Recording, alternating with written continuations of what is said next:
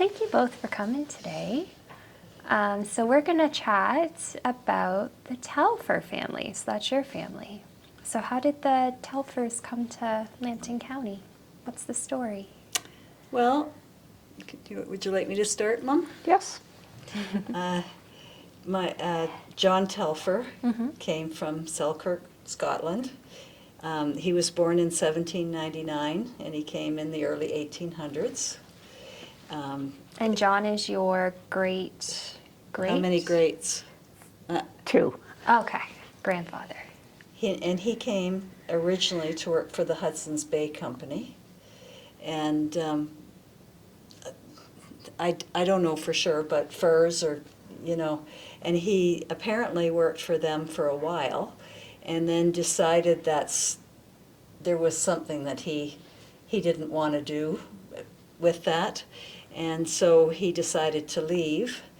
And I had read that for a little while he was hidden by the indigenous people, because the Hudson's Bay Company, you can't just leave at that time if you wanted to, so he was... So they were looking for him? They were looking for him. Okay. Yeah. And so then eventually he ended up being what did you call it, where he brought people into Canada to settle, and in the Owen Sound area, right? And also the Galt area. In the Galt area. So he was bringing people over to settle in Canada. Okay. And I had read that his daughter, when she got off the boat, was the first white woman to come into Owen Sound, and then he went from there. He brought people over, and eventually somehow came down this way. And we had heard that it was by canoe, right? All Yes. the way down this way by canoe. Well, it'd be hard at that time over land because it would have been all forested too. Yeah. Yeah. So they came by water, and and bought some property down here that was purchased from the Crown, right? Yes. And whereabouts down here did they? So it's where in Sarnia where Telfer Road is now. Telfer and Lakeshore, to the west of the Culdrain, and it was about 100 acres originally, and they built a log cabin, which my grandmother, this is my mom, my grandmother told me the log cabin now would be about 150 feet out into the lake, seeing that the lake takes land. But then they built a home. Did the Hudson Bay Company ever find him and try to get him back? No, Oh, that's not good. that I've read. So he got to settle here in Lambton and build his homestead. Yeah. Good. Yeah, and they farmed, and they made yellow bricks on the farm. There was 5 families at Blackwell that made yellow bricks, and The Telfers they were one of them. Okay. Yeah. And was he married by the time he came to Lambton County, or did he meet? Yes. Yeah. Yeah. Okay. And his mother and dad, of course, were born in Scotland and married in Scotland, and they followed him here to Canada. Last fall, I was able to find this great grandmother's gravesite just out of Owen Sound. Oh wow. And the stone is still there. Nice. It had broken at one point, and someone graciously had repaired it.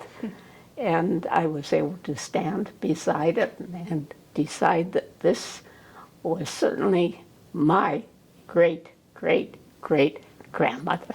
Oh my goodness, that's so special. And was your great-great-great-grandfather there too, or was he just... Apparently he had lived longer. Okay. And had died somewhere closer to Toronto. Oh, okay. Yeah. Oh. Okay. So have you found him yet? I'm sorry. Have you found him yet? No. Yes, burial stone we were able to locate, but beyond that, no. Okay. And I think another thing interesting about this, the son, he was the first white child born in Owen Sound, And what's his name? George. George Telfer. Yeah, who is my dad's dad. And did he was born near Owen Sound. Did he come to Lambton County? Yes, and he would be the one who really came to Lambton County, Oh. you know. So was he the one that, did he live in the homestead as well? Yes, And was he involved in the brick making and all yes, of that? yes. Okay. Yeah. He had been married twice, and they were family from the first marriage, and my dad and his siblings were second marriage family. Okay. And roughly what year was it that he was here? Like, was it in the late 1800s, the mid 1800s? They Yes. came here, what, in 1860? About Yes. 1860? Yep. Yep. And you guys had family in the Fenian raids too, right? Was that him? Yes. Yes. Yeah, they deputized the farmers when, the Fenian raids could have happened. They never used their skills, but they did issue them guns and handcuffs. And you some of that material was passed down to you guys. Yes. So what was it that you guys have from the raids? Was it The handcuffs? the handcuffs? Yeah. Yeah. We found out that the gun was a very illegal item. Yeah, so we don't have the gun anymore. So did you get to grow up in the Telfer homestead? Yes, very much so. Yes. What are your memories? In fact, Vicky and our son were also born on the farm too, my because we had a home on the corner of the farm. Yeah.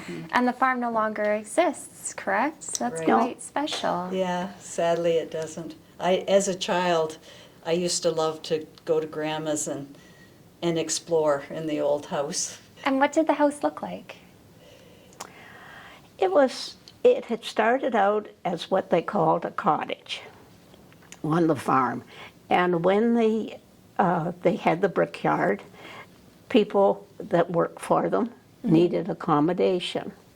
So the grandfather built onto this house and bricked it all in with their own brick. And it would accommodate, I think, what did we say? It was 5 or 6 bedrooms. And it was not uncommon to have at least 12 for meals. I still have the same table that was used. It would expand out with leaves in it to accommodate that many people. Wow. I think another interesting part about the family was the burial of the parents and what have you were up at St. John's in the Wilderness Church. Yeah. And as that, we told the story of the 1913 storm and several other. Yep. That cemetery was beginning to fall into the lake. Oh my. So the family had to, the expression I guess lightly, had to dig up. Themselves, the family went and dug up the grave themselves. And the boxes were not in good shape, so they got a casket, right? And Yes. put both the grandparents into the casket. And then they came home for lunch, left the casket in the driveway, and had lunch, and then carried on to Blackwell Cemetery. It had been opened by that time. And So then they're in a safer location for reburied burial. them down there into a safer location. Yeah, one yeah. that wasn't gonna go into the lake. Yeah, yeah, but we always talk about them, leaving them in the driveway while they had lunch and carrying on. I guess you could just do that at that time. Oh my goodness. Yeah, yeah. And you mentioned the storm. Was it who was the photographer in your family? Alfred Telfer, and they called him Fred. Fred. And was it the Great Storm or the I can't remember. Was it the storm The that storm. he photographed? Yeah, yeah. So, and he photographed a lot, like he, all around Sarnia and your family he photographed, right? Yes. He had a shop downtown Sarnia Okay. originally. I've never seen a picture of it. I think there is a picture that exists, but yeah, and he also went to Detroit to do photography. That's what he did for a living. Yeah. And the one picture that I passed on to you, I always say, we haven't had it confirmed, but I wonder if it's Al Capone, Yes. because he was around. The one in the car, yeah. Yeah, yeah. But yeah, that's how we sort of have, you know, relaxed pictures, because they were, you know, he kind of practiced on family, and That's my nifty. my grandfather on his bicycle beside the house, and Yeah. that sort of thing. That's really cool. Yeah. We brought along the picture here of Vicki in this wedding dress. It was pure silk, and it would be this gentleman George's mother-in-law's dress. His wife's mother, yeah. So how old was that dress when you wore it? That dress, and we still have it, would be almost 150 years old. Wow. And when I was much younger when I put it on, and it you know, they wanted their waists to be like this, so Yep. it had wires, and I did get it done up, and then the sort of interesting thing about the two dresses, or I find it interesting, is, you know, they weren't white. They wore those dresses after their wedding, and they had the big buffle at the back for their wedding. And then later, when they had children, they could move that extra fabric around to the front, Oh. and they, you know, they would wear the same dresses. So the dress would have been worn as well. Very versatile. Yeah, yeah. And what color is it? Because the image is black and A white. gray and very pale blue. Oh, that's very pretty. Yeah, layers, all kinds of Yeah. layers coming down. So would his mother-in-law have made the dress or had it made for her? She had it made for her. Okay. And again, in Scotland. Oh, so it made its way all the way here. Wow. Of course, all handmade. And what was always said that, of course, it was long before zippers.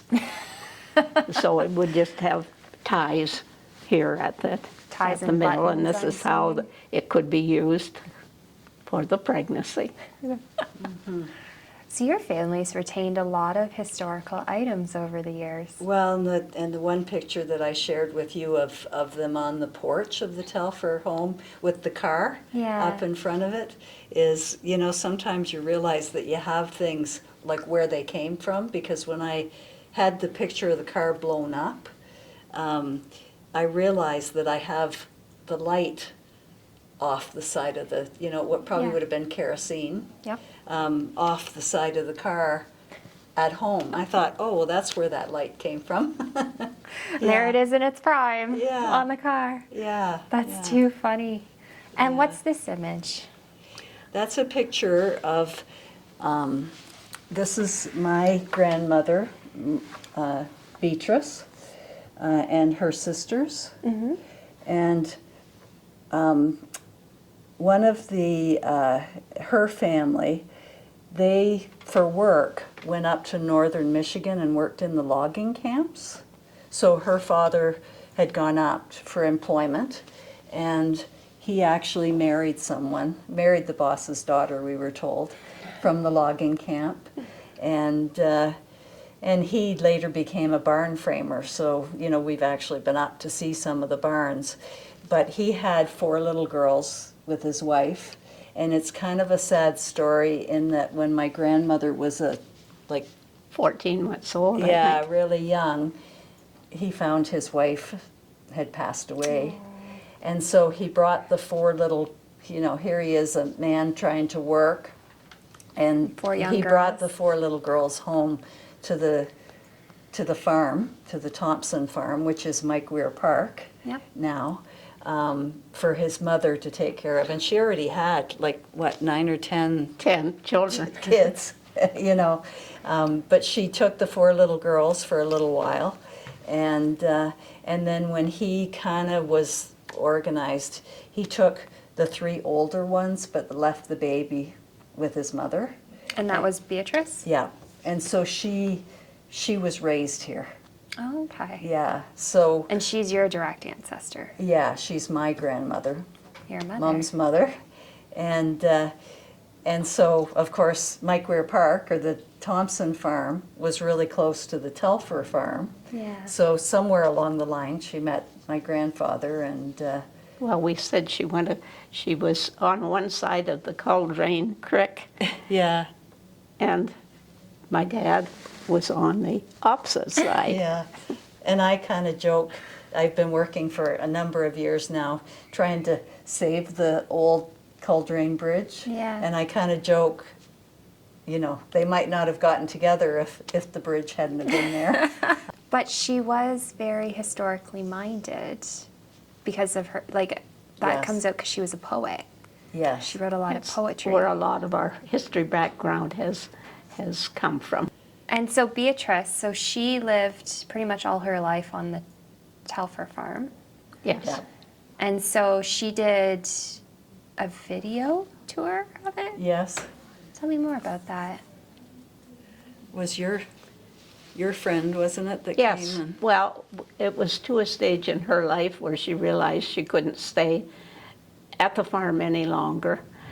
Here's this, as we had said, 4 or 5 bedrooms upstairs, 2 downstairs, and a big yard to take care of. So it was that stage where I approached a friend of mine and I said, "Can we go out and video my mom and the house and what have you?" And didn't even tell her. Walked up to the door and said, "I've brought a friend of mine and she'd like to do some videoing around." Well, it was unbelievable how well she did just things for took us. them through Just the house naturally. and showed them. She had made a little kind of museum upstairs, so she kind of showed them the pictures and the things that were upstairs. So a museum of just the family history? Yes. Oh, that's so lovely. Yeah. The old church was another memory for even myself. It was just and it's still there and is a historical marker. But I well remember going to church in there as a small child, and I remember one time my dog followed me to church, and rather than, I didn't have time to take him home, so I just put him underneath the seat, and he stayed there till it was time to go home. Oh my goodness. So we have a lot of memories Yeah, of that that small old church is still there, isn't it? In the that St. Blackwell John's? Cemetery. Oh, okay. And Vicki and I were able to go in it last year and see what remains in there as, And it's yellow brick. yep, yeah. Was it the yellow bricks made on the farm, or Well, we're not thinking sure? so, but they didn't keep records where their Yeah. bricks came, where their bricks went. You know, a lot of, I think, off our farm were more sold locally. There was 5 families, the Jamesons that lived, you know, just over. They sent some of their bricks to Detroit, apparently. Although I don't see a whole lot of yellow brick houses in Detroit Yeah. pictures, but apparently that's where their bricks went, and they tell us that one load of bricks spilled in the lake. Oh.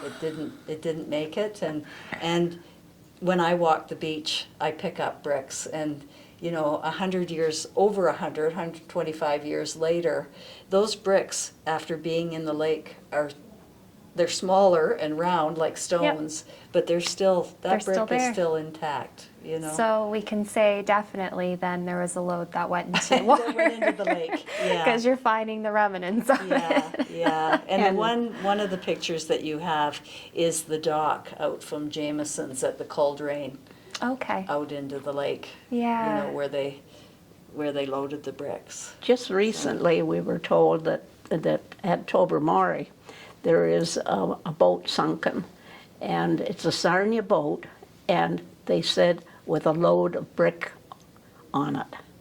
So we're assuming that they could even get that far. So was brickmaking kind of the Telfer's main source of income, or was it farming? Were they into any It started other... out, I think, more the brick making, plus some of the younger men sailed on the lake too, Okay. and I think did that partially.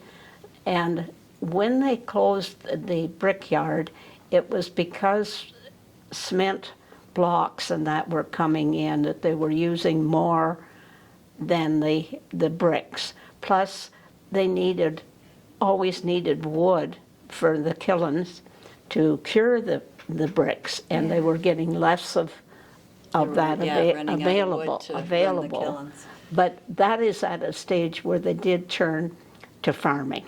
Okay. And when they had the homestead, when you both were there, was it still 100 acres, or had it lessened by then? Like, was any of the acreage sold off? It over was time? 50, right? 50 at Yes. the back, and then 50 the house at the farmable. front. Yeah. Yeah. And then as my parents became a bit older, they began to sell some of the property off. Okay. And then eventually in the 1990s, my mother sold the rest of it. Our own home, which had been built for us, we had sold and moved to Kamlaki and then back into Point Edward where I am now. So all of the property is gone, Yeah. but we do have a nice big stone, which Vicky's husband was able to get for us, and we have a nice plaque on it. So you have all of this family history. So is it, I remember you mentioning, is it just learning to tie it all together now? So what's your goal with all of this family history that you have? I think to preserve it if we can. Yeah.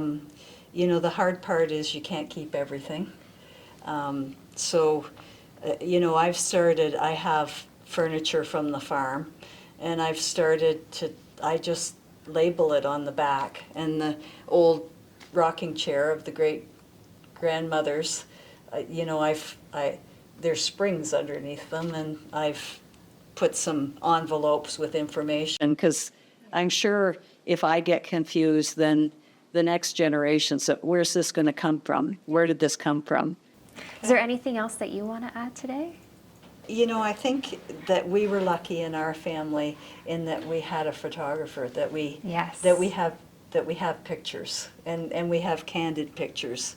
You have beautiful Of- pictures in your and family. we even have some tin type Yeah, pictures. Yeah, so Yeah, I think we've been very fortunate, and we're trying to get them labeled and whatnot, so it even keeps us straight on what things are. But we feel fortunate to have Yeah. the family history that we do, and to actually, just recently we had a relative that's related to my grandmother. And I said to him, would you go to Micweir Park with me? I want to know where the barn was, and the chicken coop, and where the house was.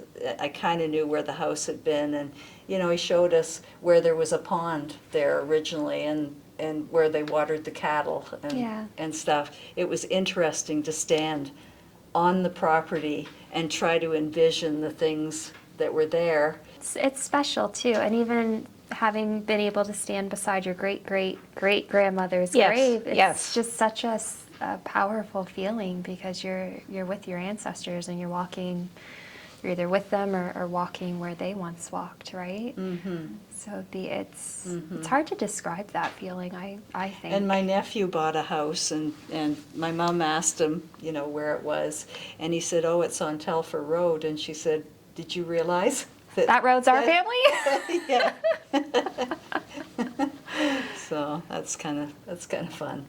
So, and do you feel like the next generation, because you've got generations of very historically minded people by the sounds of it, to carry forward so much, history and items and treasured mementos throughout your family. Do you feel like that's kind of continuing into the next generation? I think too? it's so important. Yeah. Yeah. Because maybe they're younger now, but I think they will enjoy and appreciate what we've tried to do. Well, and I think when you can actually see and feel things, like the grandfather got into making the cement blocks, and they were handmade. And now when I go around Lambton County and see an old barn, I think, okay, there's some of those handmade cement blocks. Yeah. And you can actually, I've put my hand against them and thought, they made those indentations with a tool. Their energy's on it. Yeah, part of yeah. what they So, created. I never thought about those blocks before, Yeah. kind of thing. So so we're trying to do that when they come home, is share. And I'm very lucky that Mom is very good at writing things down, and Yes. Grandma Beatrice was exceptionally good at, she had a typewriter, which was kind of an exciting thing. It was my typewriter from high school. Yeah, yeah. But she wrote things down, and we have the story of my grandfather talking about making the bricks, and the pictures of them in their bare feet where they put the clay into the molds. So yeah, we're trying to share that. Yeah. Yeah. Well, this is going to be fun. I think this is going to be really enjoyable to capture, for sure. Next time on Heritage Hunters. Let's start with the Coltrane. Well, I even told Vicki something that she didn't know about it. Hello. Well, and it was noted that the ones were yellow here because, let me just find it. I can't walk in his steps, but I can sit in his chair and tell you what I know about him. That'd be a cool story.